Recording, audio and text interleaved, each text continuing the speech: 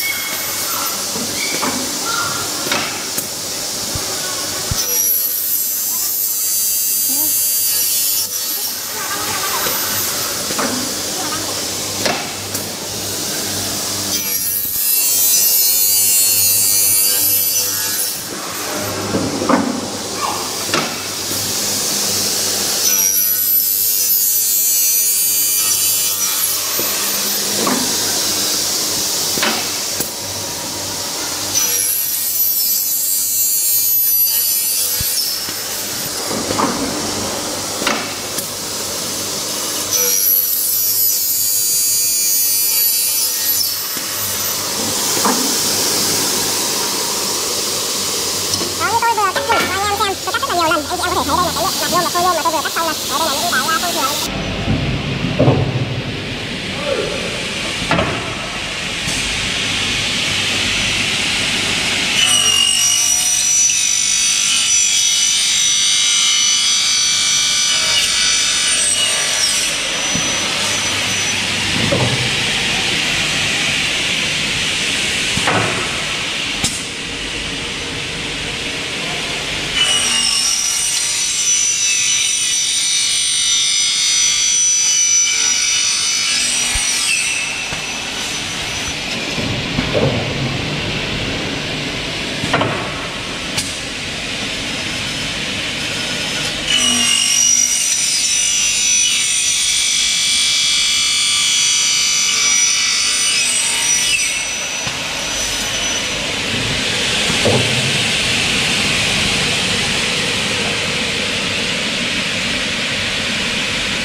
Đó, như tôi vừa cắt thử cho anh em xem, tôi cắt rất là nhiều lần. Anh chị em có thể thấy đây là cái lượng mạt nhôm và phôi nhôm mà tôi vừa cắt xong này. Đấy, đây là những cái phôi thừa đây, những cái đồ chơi thừa đây. Tôi cắt đây. Đó. Cái sản phẩm cắt là nhôm sinh pha Quảng Đông nhập khẩu hệ 5 năm, dày 2,2 ly. Và đây là cái thành phẩm mặt cắt của tôi sau khi tôi cắt. Đó, anh em có thể thấy là mặt cắt rất là phẳng mịn, không gợn sóng, không ba vía. Và nếu như mà chúng ta dùng thêm dầu làm mát thì cái bề mặt sẽ được hoàn thiện hơn, sẽ được bóng hơn rất là nhiều. Tôi vừa cắt thử cho anh em là trên dòng sản phẩm là máy cắt nhôm 2 đầu 05S của công ty cổ phần xuất nhập khẩu Factor Việt Nam. Đây là dòng sản phẩm được công ty chúng tôi cung cấp và phân phối độc quyền trên toàn bộ lãnh thổ thị trường Việt Nam. Công ty của chúng tôi thì có 2 cơ sở. Cơ sở 1 là tại gần bến xe Yên Nghĩa, quận Hà Đông, thành phố Hà Nội. Cơ sở 2 là gần công viên Suối Tiên, quận 9, thành phố Hồ Chí Minh. Sản phẩm này thì sẽ được công ty chúng tôi bảo hành trên toàn quốc là 36 tháng và sẽ có giá bán ra ở trên thị trường là khoảng tầm hơn 40 triệu. Anh chị em có nhu cầu cần đầu tư hoặc tư vấn thêm, xin vui lòng liên hệ số điện thoại ở phía bên trên màn hình. Em trực tiếp 2 cơ sở trên của công ty để tham quan và tham khảo những dòng máy và được nhân viên tư vấn một cách cụ thể nhất. Anh chị em xem video nếu như mà thấy hay và bổ ích, xin vui lòng like, share và comment ở trên video. Nhớ đăng ký kênh để theo dõi thêm nhiều video giới thiệu về máy khác. Xin chân thành cảm ơn tất cả anh em. Được bao nhiêu phút?